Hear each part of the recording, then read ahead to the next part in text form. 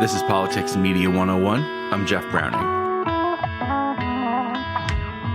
Michael Smerconish is an American radio host, writer, and TV commentator.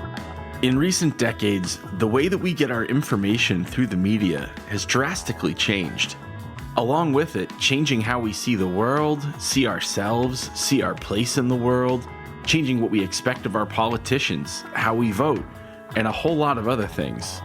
Michael has personally watched and lived through these changes as a member of the media whose job it was to find information that he thinks would be useful to the public and share it.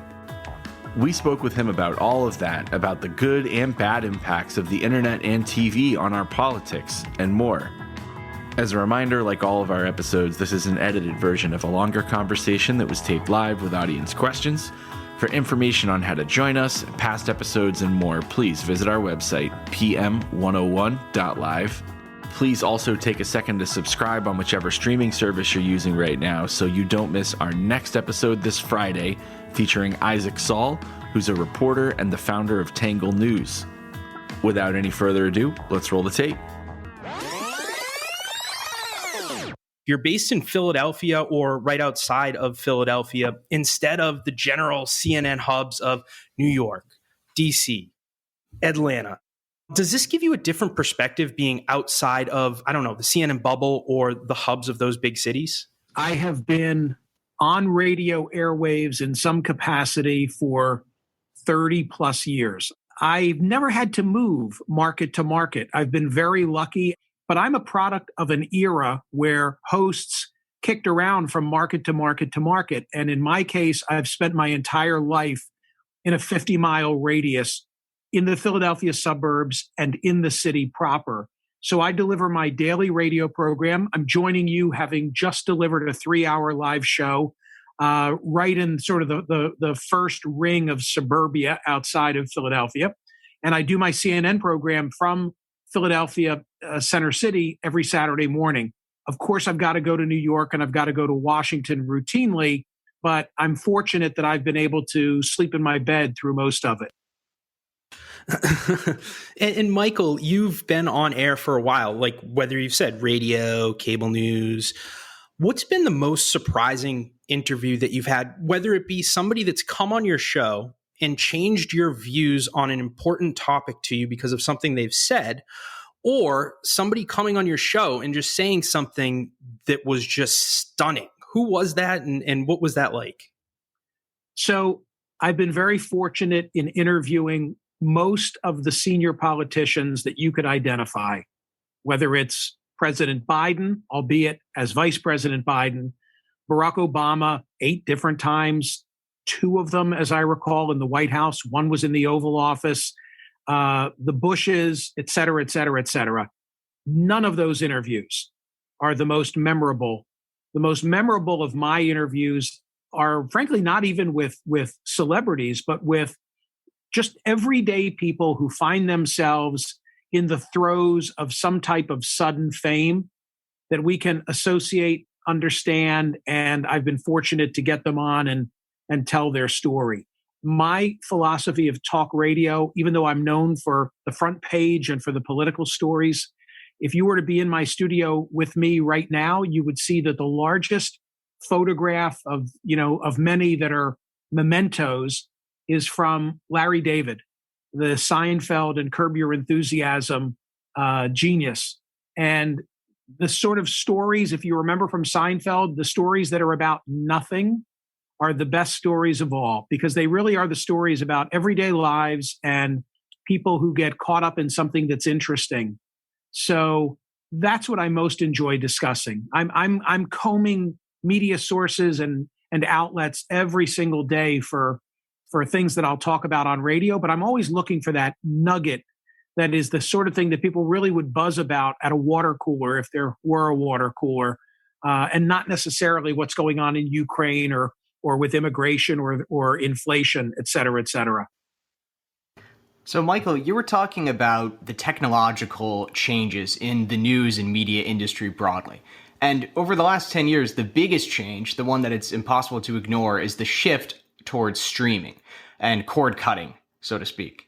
that the traditional cable news, traditional is probably the wrong word because it is itself a relatively recent innovation, but the recent hegemony of the cable news bundle is sort of coming apart.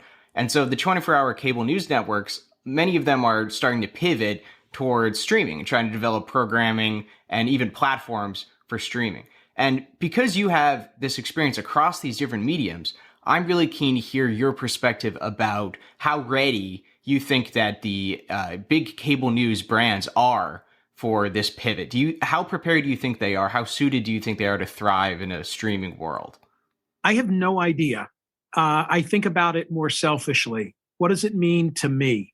Because I'm someone juggling a number of different media balls in the air at any one time. I am not a CNN employee. I am not a Sirius XM employee. I was never an employee when I was writing a weekly newspaper column for the newspaper that housed me. I'm an independent contractor. I'm really an entrepreneur. I'm a content provider. So I'm not in the loop the way that you might think that I'm in the loop on some of these advances and what they mean for the big media players. Instead, I look at it and I say, and naively, and maybe I'll regret this, but naively, I simply say every time there's technological advance, there's more opportunity for someone like me who provides content.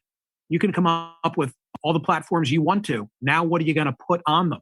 I look at my television lineup at night when I'm looking for something to watch and I'm flipping through the guide. And it's like 500, I think Springsteen sang about this, although he sang about it when there were only 72 channels. I've got like 500 channels of a bunch of crap.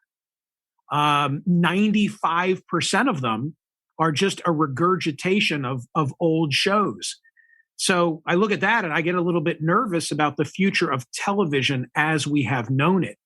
Our daughter and son-in-law at the outset of COVID moved into a house that my wife and I own because they were fleeing the city. And the first thing that they did was they cut the cable cord in a house I own. Next time I went to that house, I turned on the TV. I'm like, where the hell is CNN? They all of a sudden I saw a Roku on my TV. I wasn't sure what that was. So my point is, I'm aware of it. I'm concerned because I do have the privilege of having a CNN program about the future of cable as we know it. I don't have it all sorted out in terms of where it goes, but I've seen the data the public data about how many people have cut the cord and are more like our daughter and son-in-law. So they've got to definitely reinvent themselves, but how prepared they are for it, I can't tell you more than I have. Well, Michael, let me ask you about something that you suggested, which is that with new platforms, new technological innovations, there's going to be room for more programming, for new programming. And there was a theory of the case that's a little bit different that was suggested by the FX chief, John Landgraf. He suggested that, I think this was about 7 years ago that he made this observation, but he suggested that we were actually living in an era of peak content and peak TV, and that the amount of new programming that was being greenlit was not actually sustainable. That as we would see more consolidation in the streaming space, the amount of spending that was going into programming would have to decline. There was going to be a huge amount of spending, but the consumer appetite wasn't really big enough to sustain all that, and that eventually we'd see some kind of slowdown. So do you think that that's something that we might see, that in fact we might end up getting a lot less programming in the future than we have now? That makes sense to me, and I'll give you an example. I just apply my everyday experience and hopefully some logic to this because, again, I'm not in the loop. But you just made me think about how during Christmas break, I wanted to, so 21 into 22, a couple of months ago, I wanted to watch the Beatles Get Back. And what did I do? I registered and began a streaming subscription for, who was it? I guess Disney.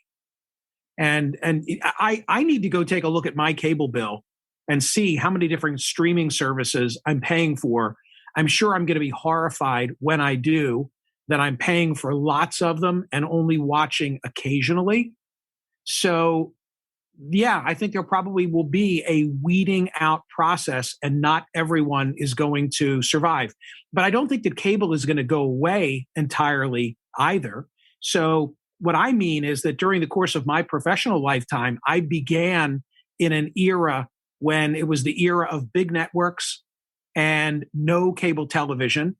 And somewhere along the way, we got satellite radio, cable television, and the internet. That is a ton of content space that needs to be filled. And now comes streaming. Will it shake out? I'm sure it will. But I think there'll be a lot of opportunity along the way. So, Michael, I want to get into basically the evolution that you just described. So I'm born in 1988, so I'm 33, kind of came along late after the big networks that you mentioned, and cable news was already around. And I started working in politics in 2013. So the era of polarization, that's all that I've seen is government shutdowns and, fighting over Fox News is bad, CNN's bad. So my question to you is, where do you see cable news fitting in the political media ecosystem? And more specifically, does the benefit of giving people information does that outweigh the polarization that happens from people being siloed off and only listening to different shows that they agree with, for the most part, with your show maybe accepted? 1988 was a critical year because Donald Trump went to New Hampshire. It was literally in 87, but it was for the 1988 campaign, and threatened to run for president. And of course, he didn't. But he then went back to New Hampshire every 4 years thereafter, all the way through 2016 when he finally did. 1988 is critical to our understanding of where we are today, because in that year, two things happened. Trump threatened to run for president, and Limbaugh was syndicated. And I maintained that Trump would not have been successful in 92, 96, do the math, every 4 years thereafter. But by 2016, largely traditional Republican conservative talk show hosts had prepared their audiences for a candidate like Donald Trump, cut from the mold of the talk radio playbook. And the confluence, therefore, occurred. Everything came full circle in 2016, where it was now Trump getting elected because of that road having been paved for him. So I'm totally sympathetic to the idea that this is, I don't know if that was Justin or John who said it, that this is all you've known. My wife and I have raised 4 kids. This is all they've known, but this is not the way it's always been. If you go back to the 1980s, Reagan elected in 80 and serving for the next 8 years through the 88 election, 60% of the Senate and 60% of the House was comprised at that time of moderates. So many moderates that they had on the Republican side their own gathering. They called it the Wednesday Lunch Club. Moderation ruled the day. Ronald Reagan was the Republican titular leader as the president, and Tip O'Neill was the liberal lion of the House, but they got along. O'Neill was the House Speaker. So that's the way it used to be. You're living in a modern era that is a total departure, and I blame a polarized media. And I on my timeline, I look at 1988 as a critical starting point of when we started to go in this direction. You've been a pioneer in the way you use social media, Michael, on your TV show. And now I see Pamela Brown using it on her TV show, others on CNN and other stations using social media on their TV shows. What type of opportunity do you think that social media gives you that other TV shows maybe are losing out on because they don't use it in the way that you and your producers do? Well, thank you for noticing. The reason I like responding in real time to social media when I'm on CNN is because it reminds me of radio. And I like the spontaneity of it. And I do not see the social media that I'm about to react to. It would ruin it if I did. I think that the people, most of them that I see doing it elsewhere, I'm convinced that they know what's coming and they prepare for it. Trust me, watch me a couple of times responding to social media, because there's sometimes when I have nothing worthwhile to contribute. And if I had seen it coming, believe me, I'd have thought of something. I, in a perfect world, would be doing a radio program on television a la Larry King and taking live calls from people who are viewers. I think that would be a lot of fun. And somewhere somebody is going to do that. I could do a whole show just based on social media. if they would let me and if people would watch. So I enjoy it. It adds spontaneity to it. It also makes sure that perspectives are heard in the program that otherwise wouldn't be, because my producers know not to put a complimentary Facebook or Twitter or YouTube post, because I maintain nobody wants to hear that except me, the host. So the antagonistic ones are the ones that they're more inclined to put on screen for me to respond to. A big question that I want to ask you about the basic concept of free speech and how it works and why it works. And that's the idea of the marketplace of ideas, that you've got competition between different concepts, between different theories of the case in contemporary life, and the best ideas are going to win out. And so it's good to have free speech because we have all of these ideas interacting and the best ones are going to rise to the top.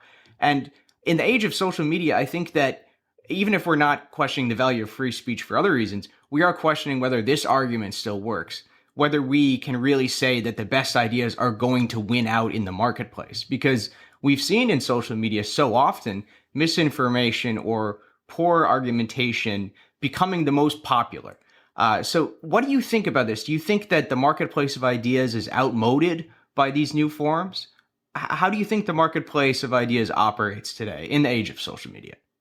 People are conflating First Amendment and free speech and acting and thinking that the government has some say over Twitter or some say over YouTube or Facebook that they really don't. I think that the media, which includes social media, is the most to blame for the 30-year deterioration of our public discourse. There are other factors: dark money, closed primaries, gerrymandering, self-sorting, et cetera, et cetera, et cetera. But I do think it's a media creation. I am forever encouraging, admonishing my audience to mix up their media diet. It's okay to watch Fox News. It's okay to watch, pay attention to Drudge, Breitbart, and the New York Post, but mix it up and make sure that you're paying attention to what's at Slate or Salon or MSNBC or, yes, CNN, et cetera, et cetera, et cetera. We've never had as much choice as we have in the marketplace today, and yet, strangely, so few of us seem to be exercising it. That is the fundamental root of our problem, that people are in echo chambers and not exposing themselves to points of view that they might not be inclined to agree with. A priority of the new president and Congress will be reining in the giants of social media. On this, Democrats and Republicans agree. Their target is a federal law known as Section 230. In a single sentence, it set off the Big Bang, helping to create the universe of Google, Facebook, Twitter, and the rest. Some critics of the law say that it leaves social media free to ignore lies, hoaxes, and slander that can wreck the lives of innocent people. We're going to put a bullet in their skull. They posted our address, our full address, where we live. The hate was unleashed by a hoax that claims she brought COVID-19 into the world. It's changed and migrated over the 70-plus videos that they've had about us, but... Wait. 70? Yeah, if you actually go through all the videos, there is a total of 70 videos across multiple YouTube channels. Setting the rules for online discourse is an important challenge for our society, and there are principles at stake that go beyond any one platform. Do you think that Section 230 should maybe be opened up with a scalpel, not an axe or a chainsaw, to make these companies more accountable for the consequences of their actions, i.e. disinformation or misinformation being spewed by a state or non-state actor or a citizen that, because of their algorithms, picks up so much steam, the end result is potentially real-world violence? Should there be any consequences? Should lawmakers look at opening up Section 230, or should the government just stay out and leave it like it is right now? Short answer, should they? Yes. A scalpel is more appropriate than a chainsaw or an axe. I have lots of thoughts on this, beginning with the premise that I get Section 230 and the role that it played at the outset. Essentially, it was Congress saying, okay, internet, we are going to treat you like you are Ma Bell. We are going to treat you like you are a telephone line. We're not going to treat you like you are a network or a newspaper. We're not going to treat you like NBC, ABC, or CBS, and we're not going to treat you like the Washington Post or the New York Times. We're going to treat you like the telephone transom and not hold you accountable for what gets said over your platform because you're not playing an editorial role. Okay, I get that, and that makes sense as long as there's no manipulation from the algorithms and as long as there's no editing that takes place. But the more current conundrum is that now, I mean, I paid close attention. I can tell that both of you paid close attention to Frances Haugen, the Facebook whistleblower, and how those algorithms were being manipulated so that the angriest voices would rise to the top. Why? Because that causes people to be further engaged. Or with the emergence and then the kiboshing of the Hunter Biden laptop in the 11th hour of the 2020 campaign. And when I look at the New York Post story not being circulated on Twitter or Facebook, or when I look at Frances Haugen and her revelations about the manipulation of the algorithms by Facebook, or Elon Musk saying that he believes the same thing is taking place with Twitter and it ought to be transparent, to me, now those platforms are sounding more like conventional media outlets and not a telephone line. And when they step out of the parameter of just allowing content to be distributed, I think they do open themselves up to liability. So it's a really important conversation to be had. I just can't imagine how, in the polarized climate in which we're living, that's going to get done. I mean, it's funny because I thought that Trump misunderstood the issue when he would talk about the need to reevaluate these things, defamation and slander, libel and slander, defamation as the heading, and then he would talk about Section 230, and Republicans would talk about Section 230. I was always the one yelling at the television or saying into my radio microphone, "Don't you understand? It's Section 230 that allows your content to be carried, and if in fact they are exposed to liability, fewer are going to carry the hyperbolic content of someone like Donald Trump." Now, he doesn't understand that because from his perspective, he just thinks, oh, Twitter took me down. But if you all of a sudden treat media platforms that are internet-based like we do other media platforms, more content is going to get taken down. And I don't think that's always a good thing. I think it's a good thing if you're taking down the subway shooter from Brooklyn, somebody who's talking about killing people, okay. But man, I would be very loath to take down any kind of political speech. So I want to ask about something that you kind of observed about how different 1988 is from today. You mentioned that Donald Trump first started teasing he was going to run for president right at the same time as Rush Limbaugh launched his show. And we've got a totally unrecognizable America today than we did then. Maybe Trump couldn't have won then, but he can now because of media and these other evolutions. But something else that was very different about 1988 was we were still in the Cold War. 88 was just 1 year before the Berlin Wall fell, and it was 3 years before the USSR finally collapsed. So at some level, there was this shared national agenda. There was this shared national ambition, a shared national purpose, a shared national rival. And that the United States, even with all of our domestic differences, which sometimes were related to the Cold War, you know, as we saw during the Red Scare and the Hollywood 10 and all of that, there was the sense that we were all working on the same team. And in the 1990s and the 2 decades that followed, it really didn't feel that way. It felt like we were a nation adrift, that there wasn't this shared purpose. And that has probably been a big contributor to this kind of polarization, right? Where people look at domestic rivals the same way that they looked at foreign rivals.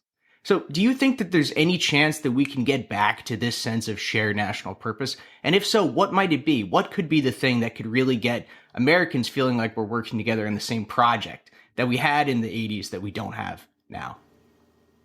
I've never really thought about it in the terms that you just outlined. I've never thought specifically about what role might the collapse of the Soviet Union have played in polarization. Just didn't even think of it in 1988-ish terms until you referenced it. So I've got to think that through. But my immediate response, without a lot of thought, is to say, I don't know that it's only about shared purpose, because if I accept the premise that in 88, when we no longer had the common enemy, it allowed us now to be more entangled with one another at home. What about September 11? Why did the unifying feeling of September 11 not last? There have been other unifying causes in the past, but we've not held together. And I mean, I also think that if the Soviet Union as the boogeyman that kept us together were legit, then how about right now, where Putin has invaded Ukraine and I don't think we're unified? I think that there's global sentiment against Russia and for Ukraine, but there's a lot of division. Tucker Carlson spurs a lot of that division with what he says night after night on Fox. So I don't know. I'll think it through. I'm open to it, but my gut reaction is I don't think I can buy it. What would it take?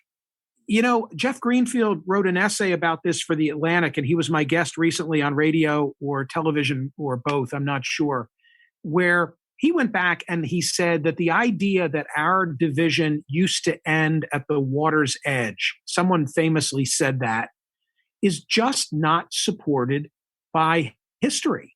And he really was a sobering interview for me, because I've parroted that line. I know that I've gone on CNN and in sound bites, I've said, well, you know, our division used to end at the water's edge and it doesn't any longer. Greenfield went back, looked at history and said, we've always fought as Americans with each other about pretty much everything. And the only exceptions are when we've been attacked, Pearl Harbor and September 11.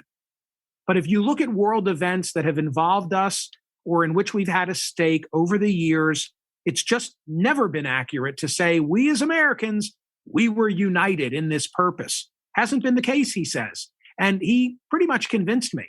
I think that there was an ability to get things done that ended somewhere in the 90s, probably on Clinton's watch, and then got a lot worse because of the media influence.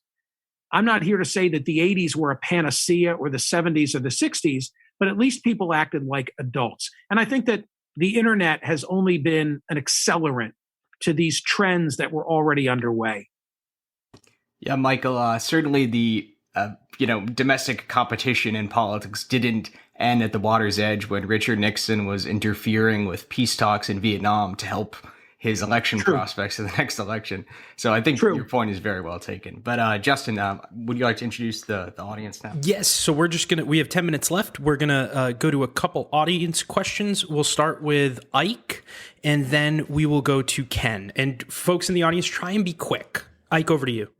Hey, Michael, I'm a longtime listener of the radio show. I saw you when you came to Citywine. I think that might have been my last public event prior to COVID. So I held a room recently on Clubhouse in discussing the latest Amy Wax controversy. And I was listening live when you had her on the first time for the first part of her controversy in which she was making her free speech claims and in which you provided like the most basic pushback on her claim that her discussion of claiming that Black students never graduated in the top half of the class, in which she proceeded to ghost the interview and make up claims that TC had misled her in coming on the show. I was interested in what your feelings are about the controversy at your alma mater now. I think when that happened, I didn't know what the term ghosting meant, but wow, there's the real embodiment of it. I have a guest. I've treated her fairly. I asked a reasonable question, and she went stone cold silent during a live interview. And when I think I said, "Are you there? Are you there?" And when she came back, it was only to say, "Are we live?" And when I said yes, and then she said that she'd been misled. And my producer, of course, was able to then read aloud the emails that made it crystal clear we were doing a live radio interview. I think, and this pertains, as Ike said, to Amy Wax, who's a controversial professor at my alma mater of the University of Pennsylvania Law School. And I think she's back in hot water because of something else that she said a week or two ago. The point I was making in the interview is she's entitled to hold controversial opinions and to voice them. But when she says, I've never had a student of color in the upper half, don't hold me to this literally, but the insinuation was that she's never had Black students do well in her classroom. Well, what if I'm a Penn Law student and I'm African American? She's essentially, and I've taken her course. She's essentially just told the world I'm inferior. And what I was getting at in my question was, haven't you just violated a confidentiality policy from the law school? That's what caused her to go stone cold silent on me. And I thought it was a legitimate question that she hadn't been asked. Thank you very much, Isaiah. We are going to go next to Ken. We'll try to go very quick so we can try. I'm going to make it very quick for you, John. Great. So Michael, I followed you for years, but I'm going to go very quick as a courtesy to the room. I had a really kind of specific question. I think you're pretty expert in, because I know you've written and spoken about it, about people maybe maybe leaving political parties, becoming unaffiliated, or going back and forth between political parties. So particularly in states like Pennsylvania that have closed primaries, so you could influence the choice in a competitive race rather than maybe just being enrolled in a party that doesn't even have a primary, if there's like an incumbent running for re-election. And so specifically what I was curious about, and you can comment on that too, New Jersey has like 1/3 of their voters are unaffiliated. Pennsylvania, much smaller percentage. I do know there's some differences between New Jersey and Pennsylvania in unaffiliated voters, but they're not tremendous. I mean, just a little easier for an unaffiliated voter to vote the first time in a primary in New Jersey. But once they vote in a particular primary, they're locked into that party. If they want to get out, they have to re-register, no different than they would in Pennsylvania. So could you comment on that whole thing? Because you know what I'm talking about, I think. Well, I don't know that I have the answer. The question is, why does Pennsylvania have such a rich, and I don't think of it in a positive sense, two-party system where there have been historically fewer independent voters? We don't even call them independent. We call you a non-registered affiliate, I think, in Pennsylvania. Why do we have fewer proportionately than New Jersey? I really don't know. I do know this. Even with proportionately more of them in New Jersey, they've not been able to make any inroads. I can't name for you an independent of stature in New Jersey in the state legislature, the Congress, certainly not in the Senate, nor anybody who's waged a serious race for governor. So I don't know. I only know that in Pennsylvania, it's a growing number of people. I know that in Pennsylvania, I never thought I would see the day where we would have not for cause absentee voting, and we do now. So maybe I can be more optimistic that there will come a day as well where we have open primaries. I mean, I recently went through this process because I'm not registered as an R or as a D, and we have two great U.S. Senate primaries right now playing themselves out. A lot of candidates, but the top two, it seems, on the Republican side are Dave McCormick and Dr. Oz, and on the Democratic side, John Fetterman and Connor Lamb. And I want to have a say. I'd like to have a say in both of those races. But because we're closed primary, I don't get shut out, and I would have to register, and then I'd want to jump out again right after the election ended. And I didn't do it. I wasn't sure which party I would become a member of. In 2016, I did go back to the Republican Party because I wanted a piece of that, 11 candidate race at the time. But it just kind of sucks that I'm going to be there as one of the independents in this state, sitting back and waiting for everybody else to tell me my two choices when I didn't get any say in the matter. I really wish that there were more open primary states. Thank you, Ken. We will go to Abby for a quick question, and then I will ask Michael one final thought. Abby, over to you. Hi, Michael. I'm going to ask you a question really about your own backyard. I'm a part-time Philly resident, and looking at the numbers in Philadelphia, the murder rate spike, and the last election with Peruto and Krasner, and just trying to understand the developments in Philadelphia. with affecting the spike in the murder rates, as well as now having a position of less jails and less cops that the DA is taking.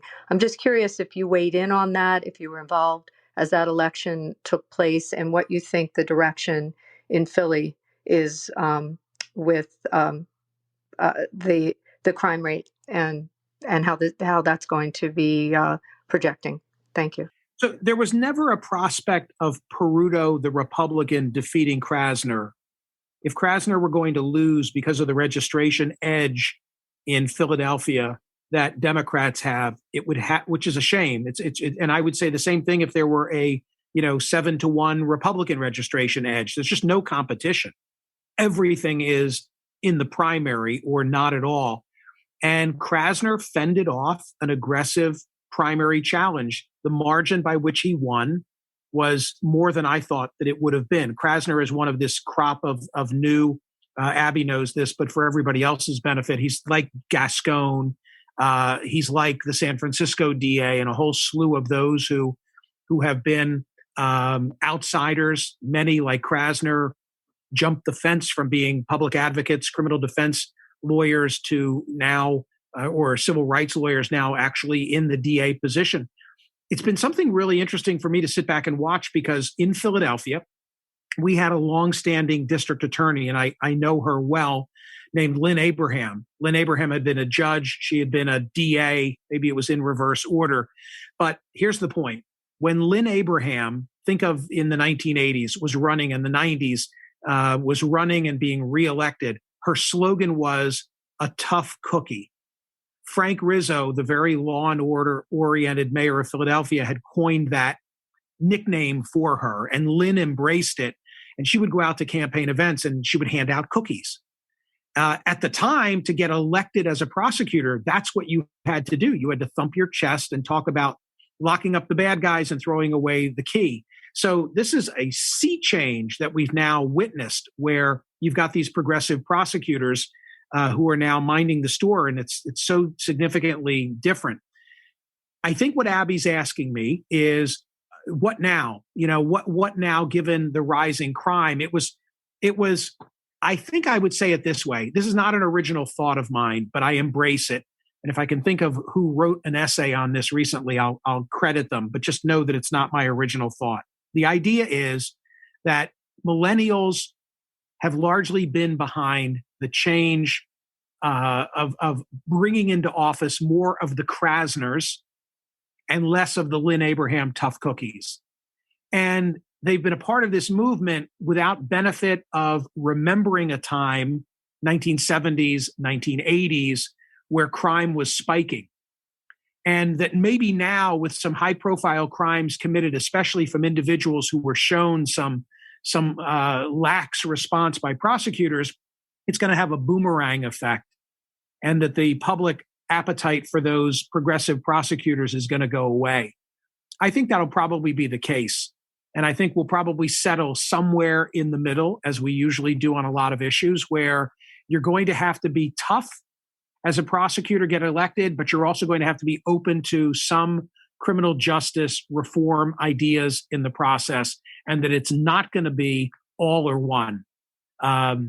I was surprised, as I said, that Krasner won re-election in nomination in the primary. I thought he'd win, but I thought he would squeak through, and he did more than squeak through. I wish I could remember exactly what the margin was. I watched the documentary about him that I think just won a Peabody last week, and I think it's a worthwhile endeavor to watch it. But I think he's gone much too far, and I think that many Philadelphians would like to hold him accountable, but you can only do it in a primary. So, Michael, we are running over time. I ask all of our guests one final question, so feel free to answer it in 30 seconds. I know you've been on air now for 4 hours. But you laid out the case that polarization is largely due to our media and a whole host of other factors that John and I here agree with.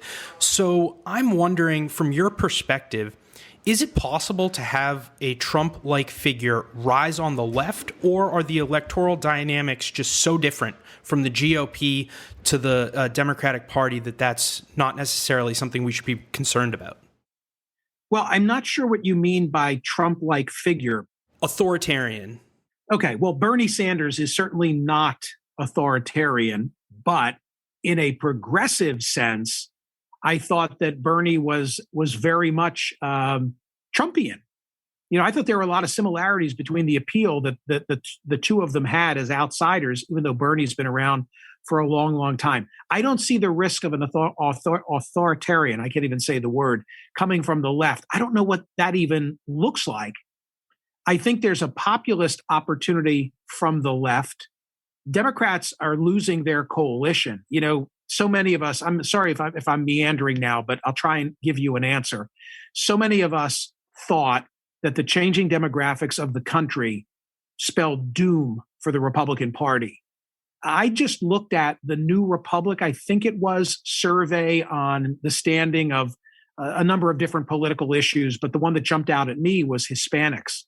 And I would say Asians in the same way, but Hispanics, I thought, were going to break. We all talked about how by 2050, whites would be a minority majority in this country, and that would be the end of the Republican Party because Democrats would be able, with the support of people of color, to elect whomever they nominated. Now Hispanics seem to be breaking toward Republicans, and Asians, although fewer in number, are doing likewise. You also have working class whites on the Trump watch breaking toward the Republican Party in a way that would never have been possible in the past. I guess I'm saying that there's a potential here for a long-term realignment of coalitions, unless a populist with some charisma arises on the left and can bring back to the fold some minority groups that have now stalled in their fondness for the Democratic Party or outright going in a different direction. I've been paying attention since 1980. We're living in a very tumultuous time. I don't know what the future brings. I really don't, because change is rapidly occurring around us. So I don't know. I really don't know. I also think, one last thought, if I may, that those who look at changes tied only to Trump and think that without Trump in the equation, the factors that brought him to life go away, I don't agree. Brexit happened before Trump. Marine Le Pen is giving Macron a run in France right now. That's got nothing to do with Donald Trump, but there's sentiment out there that's been tapped into. So take Trump out of the equation. The United States still has a large swath of people who feel like they're not being well served by our elected officials. Last thing, if I may, a commercial, because a large part of what I've discussed is polarization. And I'm trying to do something about it, not only on my radio program and the television program on CNN, but I have a passion project, something that I'm kind of putting not so much my money, but my time where my mouth is. It is a free daily newsletter. And yes, every media outlet seems to have a newsletter these days, but mine is unique in that I personally aggregate the news links that go in it with an eye toward balance. So every morning by 8 a.m. Philly time, you can look in your smartphone. Even if there are paywalls, you can scroll in 60 seconds through 20 links, knowing that I handpicked them to provide representation from what's firing up the left and the right and centrists. And I'm proud of it. And a lot of people have registered for it. I'm also then taking it and turning it into a newscast that I'm posting on my YouTube channel. So if you want balance, I'm giving it to you daily. That concludes today's conversation. Again, huge thanks to Michael Smerconish, to our audience for their questions, and most of all, to you for being here. As a reminder, like all of our episodes, this is an edited version of a longer conversation that was taped live with audience questions. For information on how to join us, our upcoming live schedule, and past episodes, please visit our website, pm101.live. Please also take a second to subscribe on whichever streaming service you're using right now so you don't miss our next episode this Friday featuring Isaac Saul, who's a reporter and the founder of Tangle News. This has been Politics and Media 101, produced in partnership with Clubhouse. Wherever you are in the world, thank you for being a part of this community. I'm Jeff Browning on behalf of Justin Higgins and John Gunnison, our co-founders. We hope to hear from you soon.